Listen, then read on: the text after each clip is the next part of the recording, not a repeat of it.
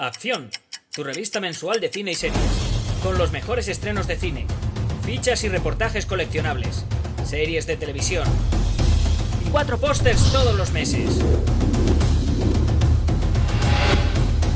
Búscala en tu kiosco. Hola, muy buenas amigos, amigas, seguidores, seguidoras del canal Acción Cine en YouTube. Jaime Vicente Chagüe para serviros, en esta ocasión convocado por Miguel. Miguel nos ha pedido que hablemos de una película dirigida por Martin Scorsese en 1976, protagonizada por Robert De Niro, Cybill Shepherd, Harvey Keitel, Jodie Foster, una película titulada Taxi Driver. Esta es una crítica a la carta que debería hacer con el babero puesto. Miguel, muchísimas gracias como siempre por las peticiones que me haces y multiplica ese agradecimiento por 1000 cuando se trata de películas como esta, a la que por supuesto no puedo dar menos de 5 estrellas y lo digo ya porque al final se me va a olvidar. En mi caso personal hay películas que me gustan mucho, que me gustan muchísimo, que me fascinan y luego un pasito más allá hay películas como Taxi Driver. Supongo que en esta crítica a la carta, además de babear mucho, tendré que explicaros con detalles concretos por qué esta cinta de Scorsese me parece una obra maestra. Es una de esas películas que cuando eres pequeño estás deseando ver. Has oído tanto hablar de ella, se ha convertido en un mito tan grande, has visto a Robert De Niro con la cresta de mohicano. Y en mi caso en concreto, la primera vez que me dispuse a verla, que fue en Telemadrid, lo hice como quien acababa de encontrar un tesoro. Lo que siempre sucede con las expectativas, sobre todo si son tan altas, es que rara vez se cumplen. Vi la película, la grabé en VHS, tendría 14 o 15 años y bueno, sí, me moló. La parte final me pareció muy chula, utilícese esto como lenguaje de la época. Pero bueno, tampoco puedo decir que fuera una epifanía en la cual dijera me acaba de cambiar la vida. ¿Qué pasó después? Que con el paso de los años, de forma anual, me veía otra vez la película. Me apetecía sin saber muy bien por qué. Y cada vez descubría detalles nuevos. Y en cada nuevo visionado había un gesto que hacía De Niro del cual no me acordaba la anterior vez. Y me empecé a fijar en personajes los cuales no aparecían más de 15 segundos y que me habían pasado inadvertidos y que ahora me llamaban la atención. Y cada nueva vez que veía la película me empezaba a preguntar por qué Scorsese hacía esas cosas raras con la cámara. Y así poco a poco hasta que se convirtió en una de mis películas favoritas. Casualmente, tengo aquí, casualmente nada, hasta tenía un poco sacado el pico del DVD para que se viera, el DVD de Taxi Driver, si no se me iba a olvidar. En esos primeros años pensaba que la película me gustaba por el mero hecho de mostrarnos a un tarao en toda regla que se va haciendo con un arsenal de armas y monta la mundial en un suburbio de Nueva York. Pensaba que me gustaba exclusivamente por estar copada la función por un Robert De Niro que posiblemente jamás estuvo mejor. Pero en realidad había muchísimo más en la película. Poco a poco, con cada nuevo visionado, ya con mi DVD comprado, y a medida que me iba haciendo mayor, fui comprendiendo que no, que si me gustaba tanto Taxi Driver, si la veía periódicamente hasta perder la cuenta del número de veces, era por algo que cuesta confesar y que nos puede resultar muy incómodo reconocer. Y es el hecho de que pese a estar ante un tarao tremendo, un loco al que no querrías tener cerca en kilómetros a la redonda, de algún modo empatizabas con Travis Bickle. Te gustaba el personaje, no por un sentimiento de admiración, pero sí que te despertaba una serie de sensaciones que iban de la lástima, pasaban por la vergüenza ajena y en otros momentos pasaban por la irracionalidad, por la psicopatía, pero en otros también tenía ciertos detalles que nos parecían que estábamos ante un personaje con ciertos valores. Esto, dicho de otra forma, querías de algún modo que las cosas le salieran bien a este psicópata. Hiciera lo que hiciera y se propusiera lo que se propusiera. Creo que ese es otro de los factores que hacen esta película tan grande. las emociones encontradas. Saltas de una a otra sin que te dé tiempo a reflexionar sobre lo que acabas de ver. Y eso se debe en buena parte a la visión de Scorsese y a su forma de pensar las películas más que de rodarlas, teniendo ya cada plano presente y sobre todo lo que va a hacer después en la sala de montaje, bien sea con Thelma Schoonmaker, con la que colaboraría la mayor parte de su carrera, o bien aquí en Taxi Driver bajo la supervisión de Marcia Lucas, entonces mujer de George Lucas. Creo que en cualquiera de esos casos podemos decir que las películas de Scorsese, las mejores montadas de la historia del cine, podría ser. Lo que, si no cabe ninguna duda, es de que estamos ante las películas más virtuosamente montadas de la historia. Es muy difícil, como siempre, repartir méritos en una obra maestra. Al final son casi accidentes y hay una enorme improbabilidad estadística para que todo salga tan bien. Pero así, a modo de introducción, hay que señalar 3 nombres en Taxi Driver, 3 grandes responsables con sus respectivas neuras encima y que provocaron que esta película sea un derroche de genialidad y locura a partes iguales. El ya mentado Robert De Niro, el guionista Paul Schrader y, por supuesto, el director Martin Scorsese. Taxi Driver al final es puro Scorsese y también es puro Schrader, hasta el punto de que podemos decir que Scorsese tuvo la inmensa fortuna de que alguien como Schrader escribiera ese guión y el guionista tuvo no menos suerte por contar con alguien como Scorsese en la dirección. 2 personalidades por aquel entonces muy autodestructivas por diversas razones. Schrader escribió el guión después de que le dejara a su mujer y pergeñó todo este microuniverso que es el cerebro del taxista Travis Bickle, como metáfora de la soledad que sentía. Soledad, por cierto, que le llevó a dormir con una pistola debajo de la almohada. Scorsese, que ya entonces era un cineasta reputado, pero que se acabó consagrando con esta película, llevaba un ritmo de vida tan acelerado que poco tiempo después estuvo a punto de morir por consumo de cocaína. Y esa es precisamente una de las claves de su cine, la autodestrucción. El hombre que no puede evitar darse a sí mismo golpetazos contra una pared como Jake LaMotta en Toro Salvaje.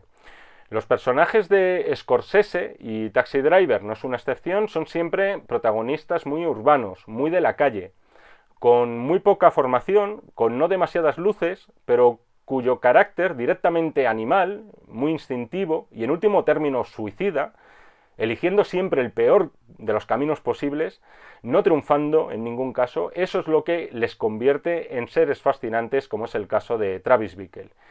Siempre me ha parecido que Scorsese, que es un hombrecillo de corta estatura, asmático desde pequeño, un niño enfermizo, se ha sentido siempre muy atraído por este tipo de caracteres violentos e imprevisibles. Por un lado, se identifica con ellos por su personalidad suicida, pero por otro también hay como cierto anhelo de que de algún modo le hubiera gustado parecerse a estos tipos duros, violentos y que se sirven de la fuerza bruta para conseguir lo que quieren. Todo esto, por cierto, dicho como fantasía, no porque lo quisiera llevar a cabo. Son también los personajes de Scorsese tremendamente contradictorios, hasta el punto de rozar el trastorno de personalidad, y lo vamos a ver también en Taxi Driver. Pueden decir una cosa y acto seguido hacer justo la contraria. El protagonista puede meterse tranquilamente a ver una película pornográfica y acto seguido convertirse en un guardián de la moral cuando ve a una niña prostituta que está siendo explotada. Y por supuesto son también seres paranoicos, hasta el tuétano, creen que les persigue hasta su sombra, y esto lo hemos visto a lo largo de toda la carrera de Scorsese, es el gran cineasta de la paranoia. El Henry Hill de Goodfellas, el Howard Hughes del Aviador, qué decir de Jake LaMotta. O sea, es algo que el realizador lleva de serie desde sus primeras películas, prácticamente desde Who's Knocking at My Door, que es su ópera prima. Ya lo he mencionado otras veces, pero no me canso. Estos años en los que fueron también los años de la paranoia en Estados Unidos, y de algún modo Scorsese parece ser que no salió de aquellos años, ¿no? Porque siempre ha sido un sentimiento muy presente en su cine. Eran años en los que el país trataba de recuperar de los magnicidios perpetrados años antes, y en Taxi Driver, ya sabéis que hay un guiño a esto.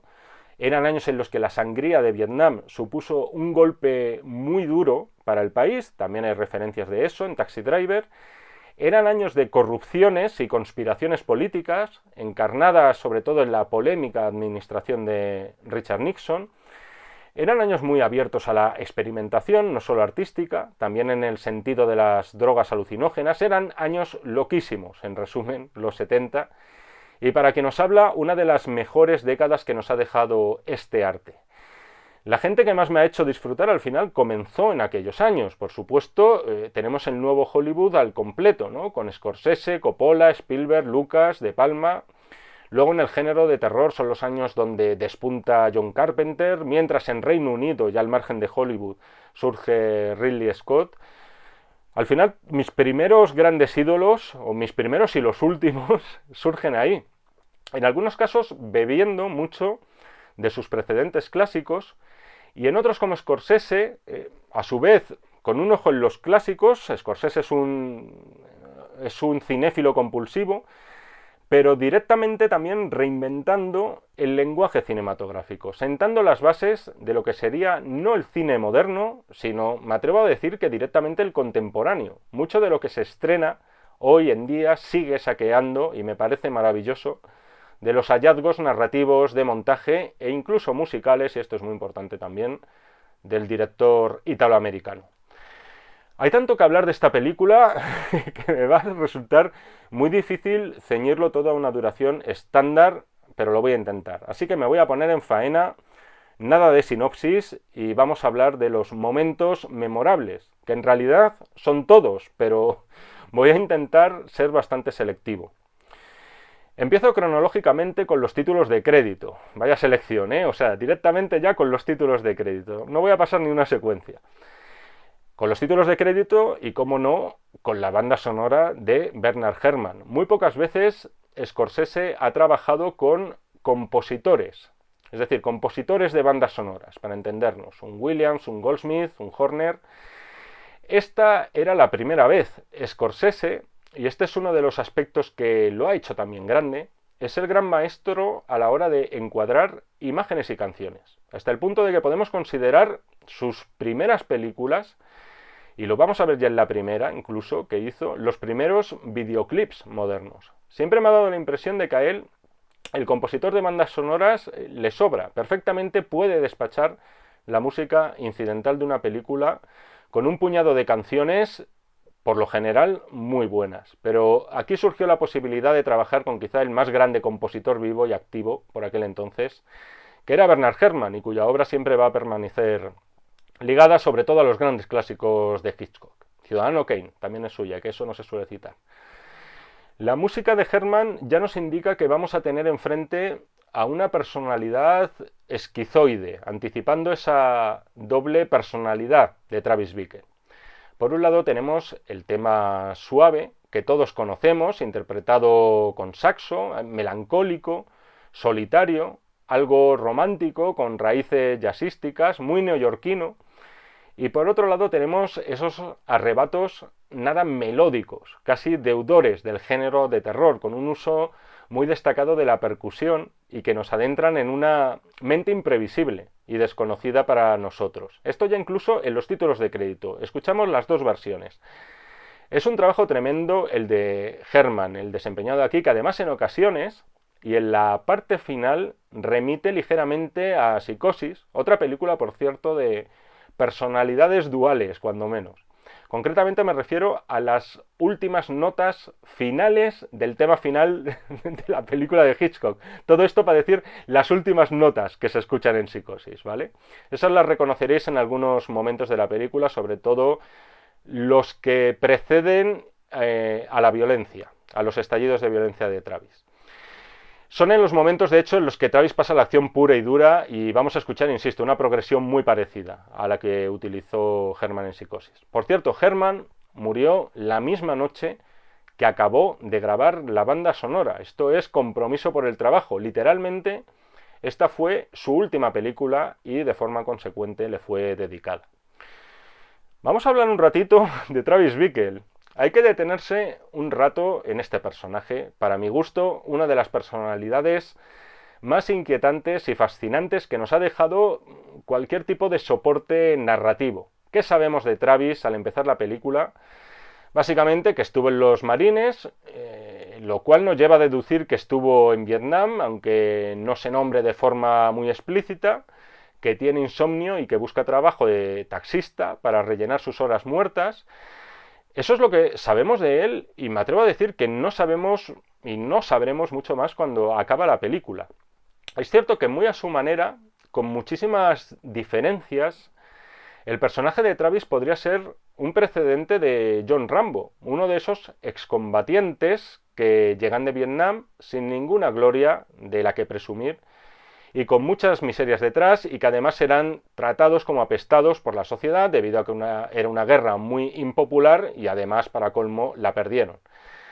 Todo, o casi todo, luego hablaremos de esto, está narrado desde el punto de vista de Travis, concretamente a través de sus diarios. En ese sentido, la película es muy literaria también, sin dejar de ser puro cine. Hay una voz en off que nos deja meternos en los pensamientos de Travis e irlos desilvanando poco a poco, por lo menos intentarlo. Es una película que, como las mejores novelas, como aquellas novelas que han pasado a la historia, propone una introspección psicológica del personaje, una introspección profunda y sin filtros. La voz en off, por cierto, otro aspecto que Scorsese dignificó. Siempre se había considerado un elemento, y aún hoy se considera un elemento poco cinematográfico. ¿Por qué? Porque solapaba a las imágenes a la hora de explicarnos lo que ocurre. Si las imágenes lo explican todo, ¿por qué tienes que utilizar la voz? Sin embargo, y sobre todo a raíz de uno de los nuestros, Scorsese reinventó este recurso con muchísima creatividad. Las frases del principio, las frases ya son antológicas, ya te dejan clavado, ya te dejan manteniendo la atención en ese personaje y diciendo, quiero saber más de él. Algún día Dios enviará una lluvia que limpiará estas calles de yonkis, prostitutas, etc.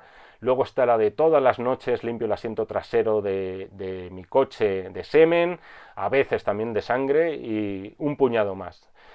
Todo eso es muy novelesco y nos hace ver que estamos ante un iluminado, alguien que se cree una especie de ángel redentor, alguien que está deseando limpiar en todos los sentidos y, entre comillas, las calles. Por cierto, cosa rara, pero a pesar de venir firmada por Paul Schrader, que se crió bajo una estricta educación calvinista, y de estar dirigida por Martin Scorsese, que ya desde Who's Knocking at My Door cargaba sus películas con una fuerte simbología católica, bien a través de símbolos, bien por el arrepentimiento y posterior redención de los personajes. Lo cierto es que Taxi Driver, salvo esas alusiones a un castigo divino y ese carácter de guerrero santo y de mártir que atesora Travis Bickle y que al final va a intentar redimirse, quizá no es la película más recargada en el sentido religioso por parte de Scorsese, o por lo menos la que no tiene tantas referencias obvias. Tenía infinitamente más, sin ir más lejos, malas calles, ¿no? Ahora bien, como os decía antes, no solo hay recursos literarios, sino también hay recursos visuales para aburrir en esta película. La rutina del trabajo de Travis, por ejemplo.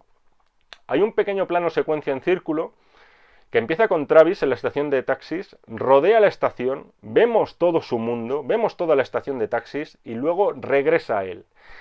Así, a modo de presentación, me da la impresión de que solo directores como Scorsese podrían hacer interesantes actividades nimias y cotidianas, como puede ser un trabajo. Si quisiera, yo creo que este hombre podría hacer del hecho de ir a comprar una barra de pan una experiencia intensita. En este caso, como es habitual, juega con todos los planos posibles. El taxi de Travis, faros delanteros primero, parachoques después, el taxímetro sumando dinero, los semáforos cambiando de color, los peatones. Scorsese, y lo veremos, luego en el final sobre todo, es también un maestro a la hora de hacer lo que le da la gana con el tiempo cinematográfico. Cuando quiere lo acelera, cuando se le antoja lo ralentiza, siempre de forma arbitraria, eso es verdad, pero sin dejar de tener una coherencia interna. Lo importante al final es que todo eso tenga un sentido. Por ejemplo, ahí está la memorable presentación de Betsy, el personaje encarnado por Cybill Shepherd, la voluntaria que trabaja la campaña del famoso senador Palantine y que se nos da a conocer a Betsy a cámara lenta y con esa frase en off tan inquietante además de nadie puede tocarla por parte de Travis. Por cierto, aquí está en la llegada de Betsy a la oficina el primero de los 2 cameos que hace Scorsese en la película. Creo que es algo jamás visto, que un director salga interpretando a 2 personajes diferentes, suponiendo que sean diferentes. Es el Barbas que está sentado y que parece que mira a Betsy con cierto interés mientras entra en su trabajo. Luego hablamos de la segunda aparición, que tiene tela. También es de justicia nombrar el trabajo en esta película de Michael Chapman en la fotografía, y lo digo ya porque es de justicia a la hora de analizar la película, ¿no? Todo el tono sombrío se le debe muchísimo a él. Es un operador con el que Scorsese volvería a trabajar en El último vals y luego también en Toro salvaje, ni más ni menos. No sé si en ediciones posteriores y remasterizadas, como la mía que no lo es, se conservará, pero a medida que va mejorando la definición de los dispositivos, a lo mejor, no sé, pregunto, no sé si se ha remasterizado hasta ese punto, pero me preocuparía que se pudiera perder esa textura tan de grano en las imágenes de Taxi Driver, con ese grano tan marcado. Le dan a la película una textura casi arenosa y de cierta irrealidad a todo lo que vemos. Y creo que acompasan muy bien a este Nueva York convertido en una auténtica Babilonia moderna por Scorsese y Michael Chapman. Es una jungla urbana y en esa nueva jungla es donde va a resucitar el soldado Travis Bickle, iluminada las 24 horas del día por intensas luces de neón, además siempre dispuestas a despertar los instintos más bajos del personal. Es una ciudad de pesadilla, en definitiva, y es posiblemente la peor película para promocionar Nueva York en el exterior, y sin embargo no deja de tener su encanto el Nueva York que nos muestra Scorsese. No me quiero enrollar mucho con detalles de producción, pero hay que decir que el guionista Paul Schrader, aparte de sus sentimientos de soledad, también se basó levemente en un magnicida real que no llegó a matar a su víctima, pero que sí la dejó paralítica. Fue el gobernador George Wallace de Alabama, del Partido Demócrata, pero a su vez muy favorable y muy incendiario en lo que respectaba a la segregación racial. El tirador, en este caso Arthur Bremer, dejó plasmado, además en un diario, todos sus pensamientos antes de perpetrar el atentado, tal como hace nuestro amigo Travis. Por cierto, ¿alguno de vosotros no habéis visto a un Taxi Driver? Veo 1, 2, el del fondo también. Vale, de acuerdo. Ya sabéis lo que toca. Aviso importante, spoilers a partir de ahora sobre lo que le ocurre a este taxista. Vamos a adentrarnos a fondo en la película. Si la habéis visto, podéis avanzar conmigo sin ningún tipo de miedo. Su relación con Betsy, un personaje que vendría a ser lo único inocente de todo este Nueva York del pecado. Algo tiene Travis al final que las enamora. Se planta en su oficina, le dice eso de que aunque esté rodeada usted se siente sola, y con eso ya la convence. No le hace falta decir o hacer mucho más. En su primera frase, además, en su primera cita, Betsy le dice la frase que sirve para definir a este hombre con bastante precisión. Un verso de una canción de Chris Christopherson, que por cierto había trabajado poco antes con Scorsese en Alicia ya no vive aquí. Y el verso dice algo así como: en parte verdad, en parte ficción, pero al final pura contradicción. Las contradicciones son la piedra angular sobre la que se sustenta la personalidad del protagonista. Eso lo vamos a ver en la primera cita de ambos, y os confieso que es uno de los momentos, la primera vez sobre todo, más incómodos que yo he visto en una película. Aún hoy sigo pasándolo mal. Siempre hay una parte de mí que dice: Travis, no. Travis, este no es el camino, no lo hagas. Pero Travis no me escucha y no sirve de nada. No tiene mejor idea que llevar a Betsy a ese cine porno mugriento para ver una película no menos pringosa, una especie además de peli porno rarísima, disfrazada como de falso documental. Motivo suficiente para que Betsy se vaya de allí tirando millas. Pero lo peor ya, si esto ya de por sí es malo, Lo peor ya no es solo eso, lo peor es que Travis está convencido de que no ha hecho nada malo, que allí, oye, aquí llevan muchísimas parejas, y que si no le gusta esa película ya le llevará otras, pero eso sí, le tiene que decir cuáles, porque él no conoce otro tipo de cine que no sea ese.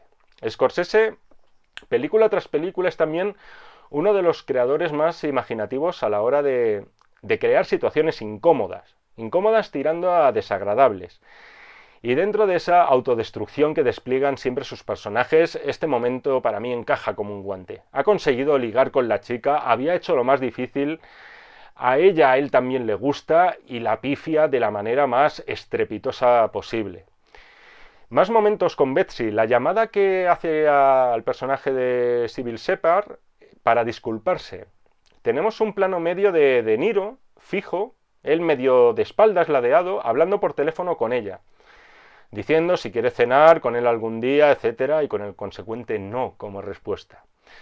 Mientras De Niro está hablando, la cámara se desplaza hacia la derecha, hacia un pasillo en el que vemos pasar a gente de la calle. El plano se mantiene ahí, hasta que escuchamos cómo De Niro ya desiste, cuelga el teléfono y lo vemos pasar por ese mismo pasillo donde se ha quedado la cámara quieta. Es de esos planos realmente innovadores, sin una explicación narrativa clara, pero de algún modo es como si la cámara y por tanto nosotros nos estuviéramos apartando poco a poco del personaje, huyendo de él. No nos gusta este Travis.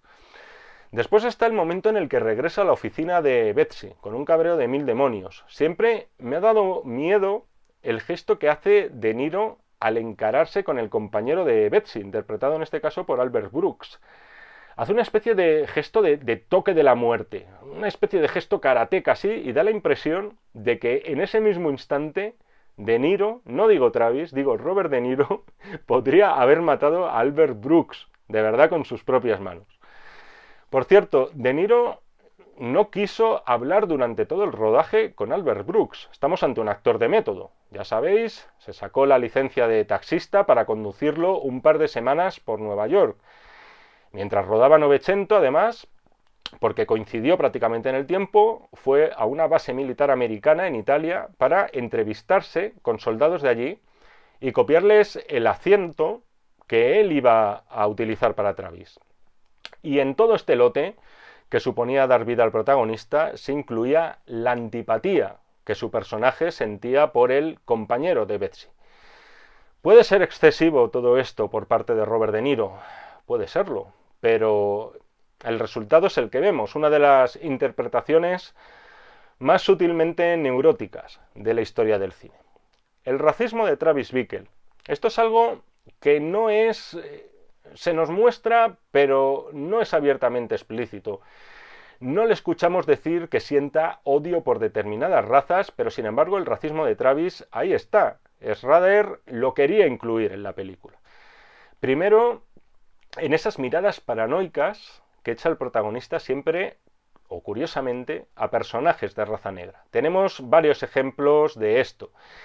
Y después, por supuesto, cuando mata a ese chaval negro que está atracando la tienda. Schrader quería ir más lejos, incluso al principio. Su pretensión era que el personaje de Sport, el que luego hablaremos, el encarnado por Harvey Keitel, fuera negro, pero finalmente pensaron que podría armarse demasiado revuelo. Dijo, esto nos puede traer un lío, y rebajó las pretensiones. En todo caso, siempre me ha dejado helado la frialdad en esta escena de la tienda. La frialdad tanto de Travis, que ni se inmuta casi ni parece preocupado, como del tipo de la tienda. Como después de liquidar a ese chaval le dice a Travis, nada, yo me encargo, tú vete. Y así, oye, esto como quien acaba de tirar sin querer unos yogures, ¿no? Eso sí, lo de empezar a dar palazos al cadáver siempre me ha parecido un poco demasiado. Una notita ahí de humor macabro por parte de Schrader y Scorsese. El plano de la aspirina. Diréis, ¿de qué está hablando este tío?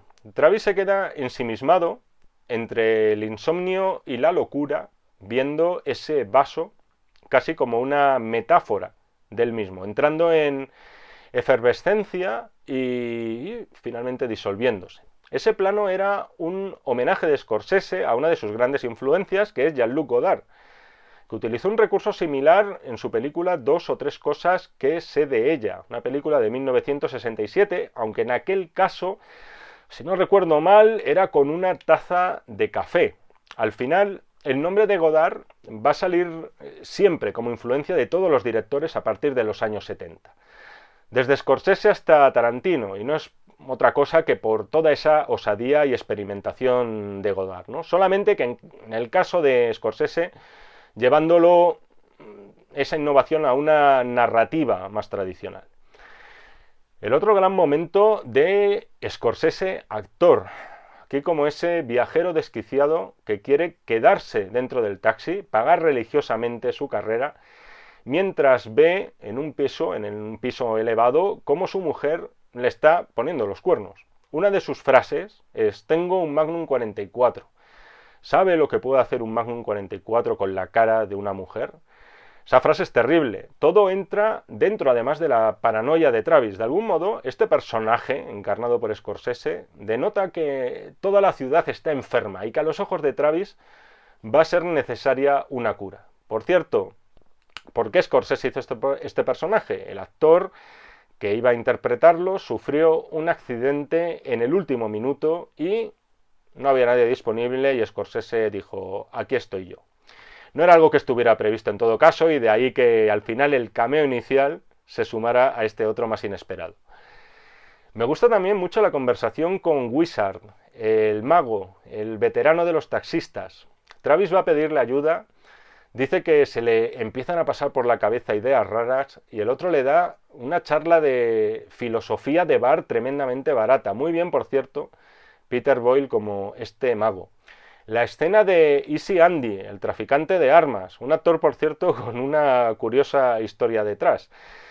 Este Easy Andy le ofrece un Magnum 44, un 38 corto, la automática. Travis las prueba de forma simulada, mirando a través de la ventana y apuntando, y Travis las quiere todas, todas para mí, salvo las drogas, por cierto, que le ofrece Easy Andy, que las rechazas.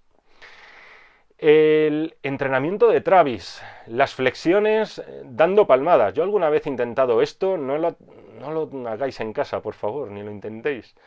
Luego está poniendo a prueba su resistencia acercando el puño a la lumbre de la cocina. Esto recuerdo que me impactó muchísimo la primera vez.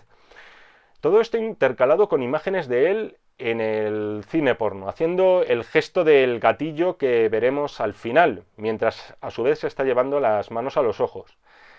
Aquí estamos viendo directamente el precedente de John Rambo, antes de que lo encarnara Stallone. Vemos a un tipo que se está preparando para una guerra. Ahora bien, ¿qué guerra? Eso es lo que no sabemos la primera vez. Ha tenido un encuentro casual con el político, con Palantine, pero desconocemos entonces que este señor va a ser su objetivo. En realidad, Travis Bickle es una bomba andante, que desde el principio está siempre a un pasito de explotar. Y lo que añade incertidumbre y también pánico por nuestra parte es que no sabemos ni cuándo, ni cómo, ni dónde va a explotar. ¿Are you talking to me? Peor pronunciado imposible. Hay que hablar de esto, por supuesto. Se idealiza mucho lo de los momentos improvisados. Scorsese, efectivamente, es uno de los directores que más, por lo que cuentan, más libertad da a sus actores para que improvisen. La película está repleta de momentos así y no puedo, por tiempo, reseñarlos todos. Pero ojo, es una improvisación que nace de ensayos previos.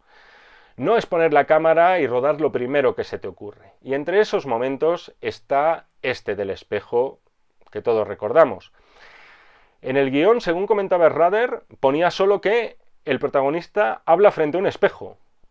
Estas eran todas las instrucciones que tenía De Niro. Y De Niro decidió encarnarlo como a un niño pequeño. Un niño que se hace el duro frente a sí mismo jugando con pistolas, pero en este caso pistolas de verdad.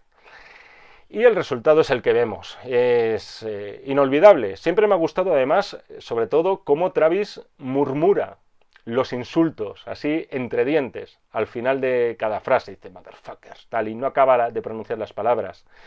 Si veis Alicia ya no vive aquí, anterior a Taxi Driver, os sorprenderéis porque hay un momento con el hijo de Ellen Burstyn en la película que recuerda un poquito a esto.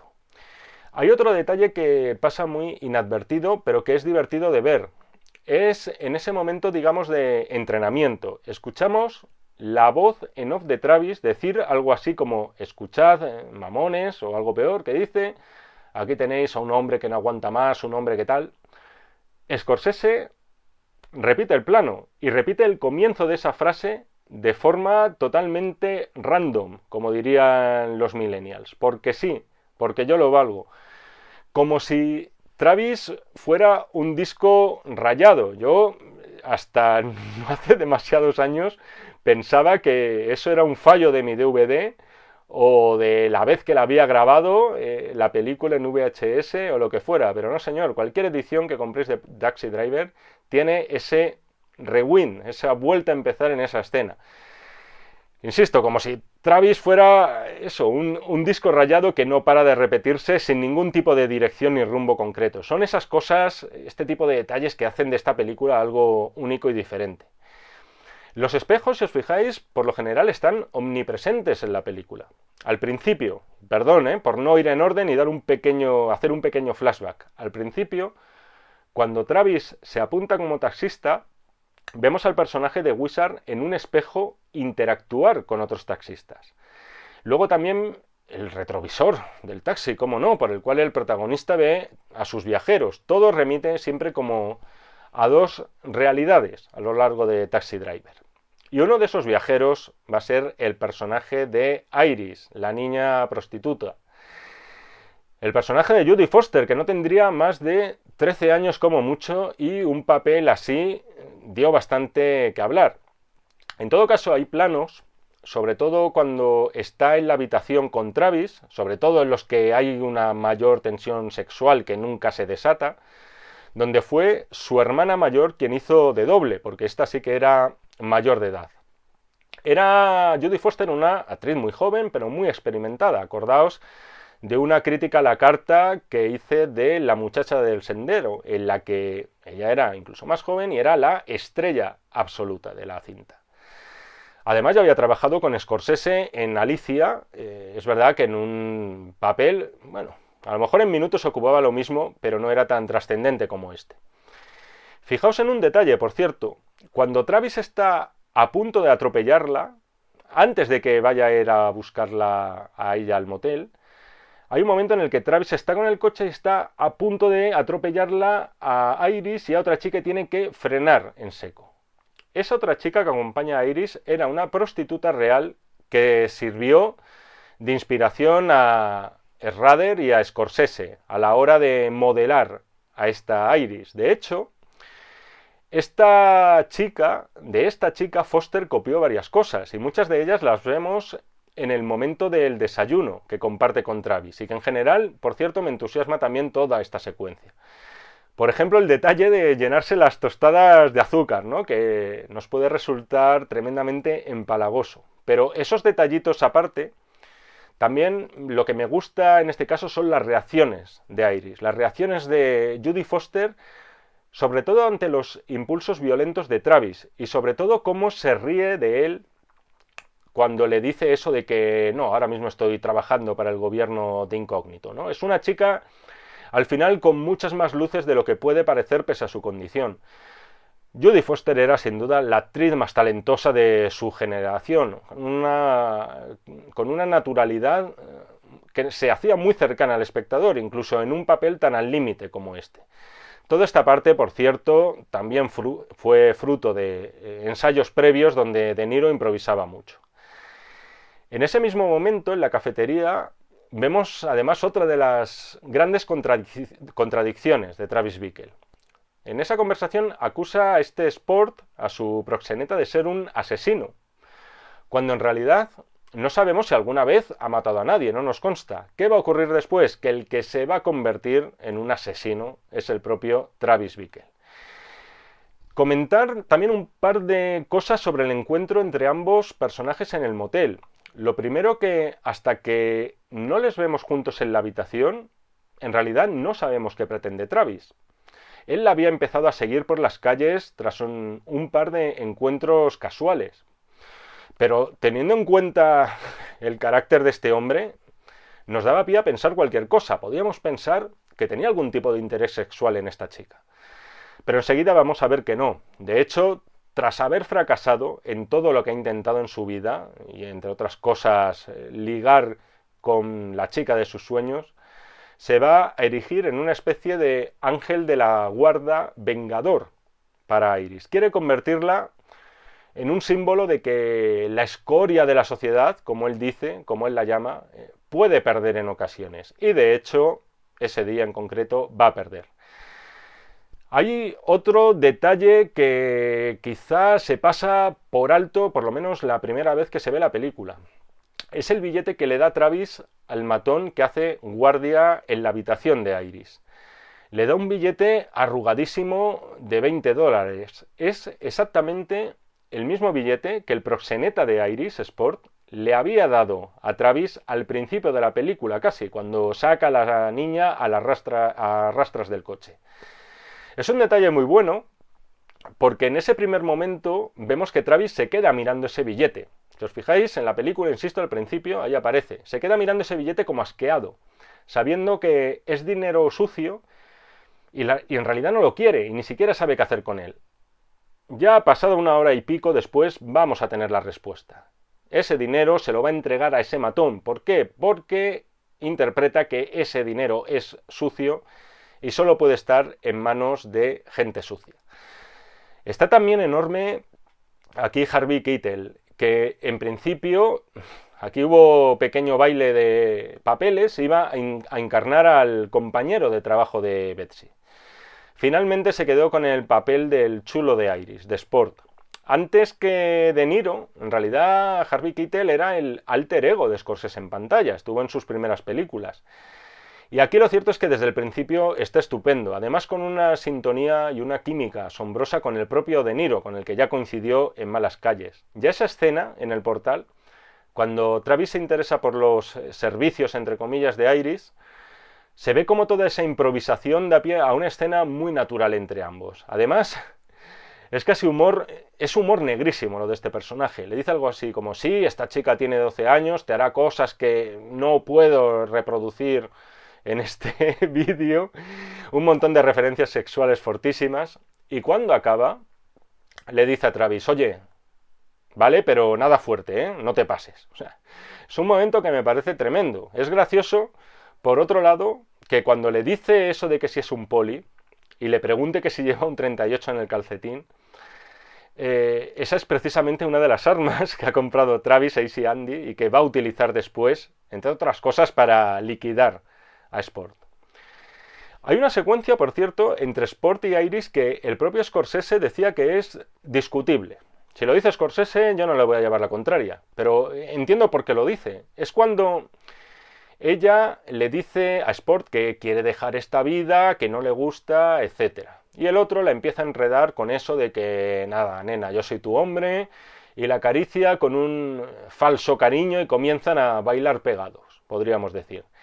Y es discutible porque es la primera secuencia de toda la película que no se produce a los ojos de Travis Bickle. Todo el resto de Taxi Driver es siempre desde la perspectiva de Travis. Todo menos esto. Scorsese habría roto aquí el punto de vista que estaba siguiendo de forma férrea. De hecho, por eso, mejor dicho, es por lo que no acaba de convencerle esta secuencia. En todo caso, fijaos cuando Sport abraza a Iris, porque se puede ver la uña del meñique. ¿En qué se fija este hombre, no?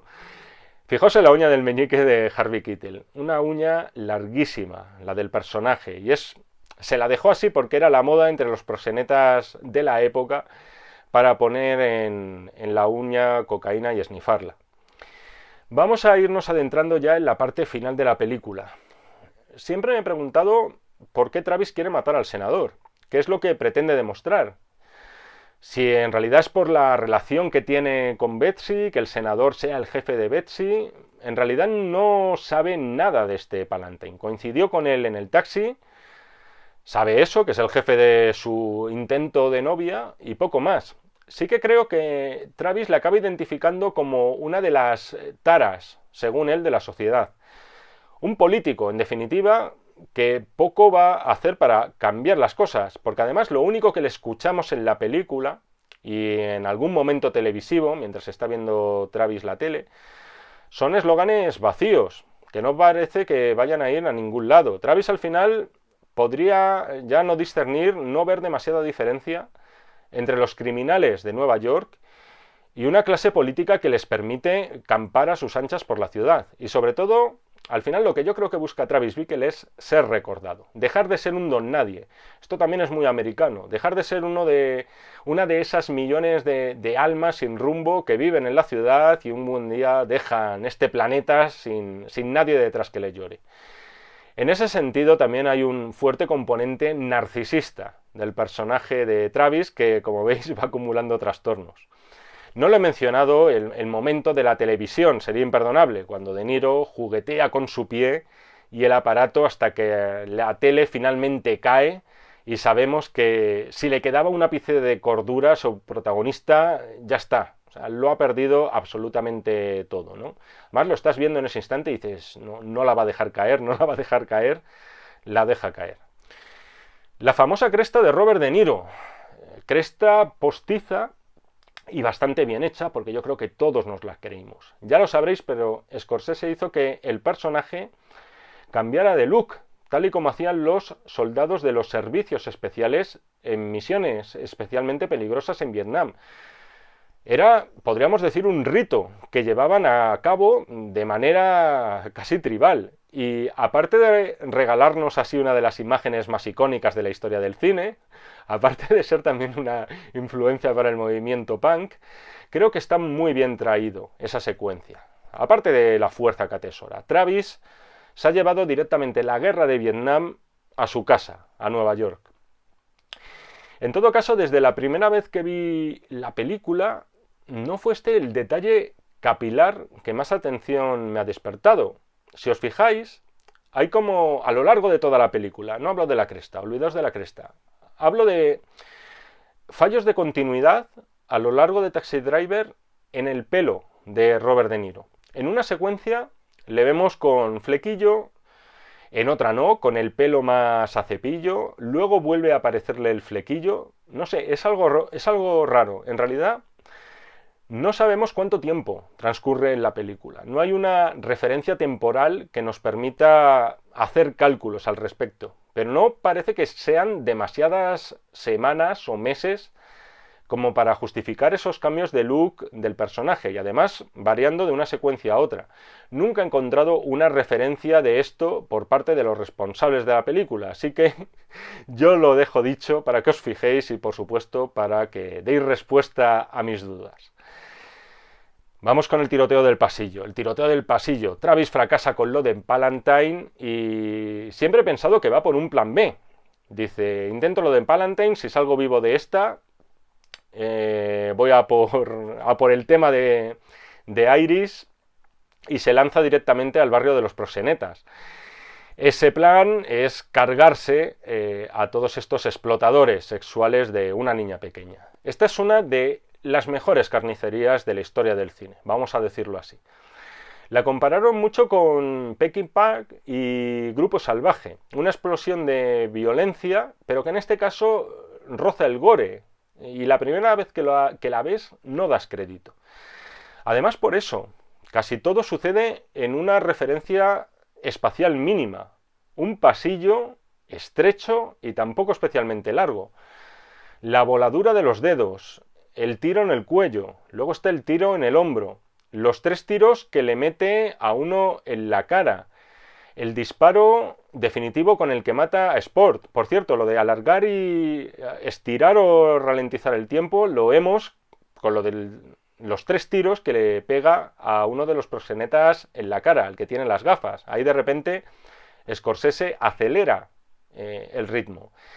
Es todo exageradísimo, desproporcionado, a pesar de que, o sea, nos parece desproporcionado, a pesar de que las personas a las que se carga son despojos sociales a los que no vamos a echar de menos, pero todo nos parece como demasiado, ¿no? Y ya para rematar este paraíso de brutalidad, Travis fracasa incluso en su intento de suicidio, ¿no? Y después haciendo con ese gesto con los dedos, imitando una pistola, como había hecho anteriormente en el cine porno.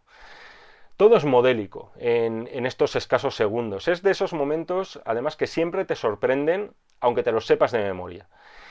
Es magistral, además, ese plano cenital de los policías, cuando ya ha llegado la calma después de la tempestad, ese plano hacia arriba, cenital, de los policías entrando en la habitación con todo ese festín de sangre y luego la cámara retirándose poco a poco del lugar hasta que sale al exterior del edificio, mientras se nos muestran unas paredes como si fueran un matadero. Además diríamos que no se ha derramado tanta sangre como para justificar todas esas manchas, ¿no? En fin, todo este momento cine en estado puro, no hay que darle más vueltas. Scorsese, y esto por cierto es algo que advertimos enseguida en esta secuencia, tuvo que desaturar el color para que la sangre no fuera tan evidente y así la película no se viera amenazada por una clasificación X.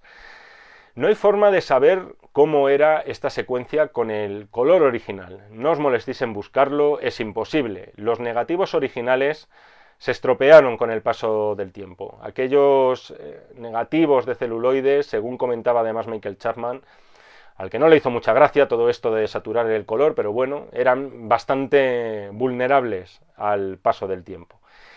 Yo en todo caso siempre tendremos la duda y no sabremos cómo hubiera quedado esa escena con la misma tonalidad que el resto de la película, ¿no? No sabremos si nos habría escandalizado, pero yo me quedo con esa reducción del color. Le da todo a un toque, también le da todo un toque más underground, más siniestro y más sucio a todo ese instante. El epílogo de la película. Que sepáis que, pese a todas las teorías que circulan, no consta que Travis haya muerto. No estamos viendo su espíritu a partir de entonces en una especie de purgatorio. Por lo menos esa no era la intención de Martin Scorsese ni de Paul Schrader.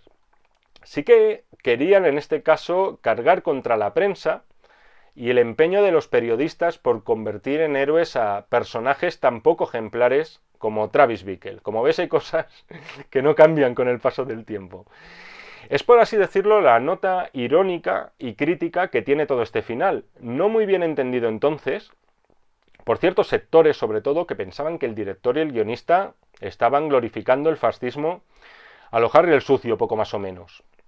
Por eso mucha gente dijo, esto no puede ser real, ¿cómo se va a convertir este tipo en un héroe? Todo esto tiene que ser una ensoñación, o ya os digo, una especie de paso intermedio entre la vida y la muerte.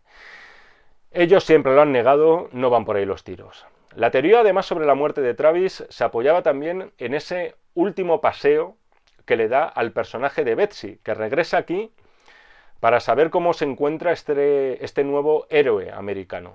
La gente tampoco en el cine entendía muy bien a qué venía esto, porque es algo no demasiado lógico teniendo en cuenta los precedentes. En todo caso, también es un momento real, según el guión, y que deja la puerta abierta a que esta chica, todo dulzura e inocencia, pueda ahora sí enamorarse de un tipo que ha hecho todo lo que ha hecho, precisamente ahora que Travis Bickle ya es un asesino consumado. Ahora sí voy a acabo esta crítica a la carta con un último detalle que me obsesionó durante un tiempo. Es ese instante final en el que Travis da como un respingo violento en el asiento del conductor, como no puede ser de otro modo, ajusta el espejo retrovisor, parece que ha visto algo peligroso, pero no. No hay absolutamente nada. ¿Qué quiere decir esto? Quizás una última forma de decirnos: no os creáis la moraleja de esta historia, si es que tiene una moraleja, que yo creo que no. No habéis visto a ningún héroe a lo largo de estos 100 minutos. Este tipo que os acabamos de mostrar es un peligro público. No seáis como él, porque en cuanto tenga la menor ocasión va a volver a demostrar por qué es tan peligroso. Y yo creo que esta es la mejor forma de acabar esta crítica a la carta de Taxi Driver. Espero que os haya gustado a todos, espero por encima de todos que le haya gustado a Miguel. 1.000.000 de gracias y un abrazo fuerte, Miguel, por esta petición. Por supuesto, si queréis más críticas a la carta, no dudéis en contar con un servidor. Tenéis las instrucciones justo debajo de esta pantalla, un poquito por encima, el botón de suscripción. Nos seguimos viendo en el canal de Acción Cine, si así me lo requerís, y nos seguimos viendo en este y en todos los que están por venir de los números de la revista Acción. Muchísimas gracias y hasta otra ocasión.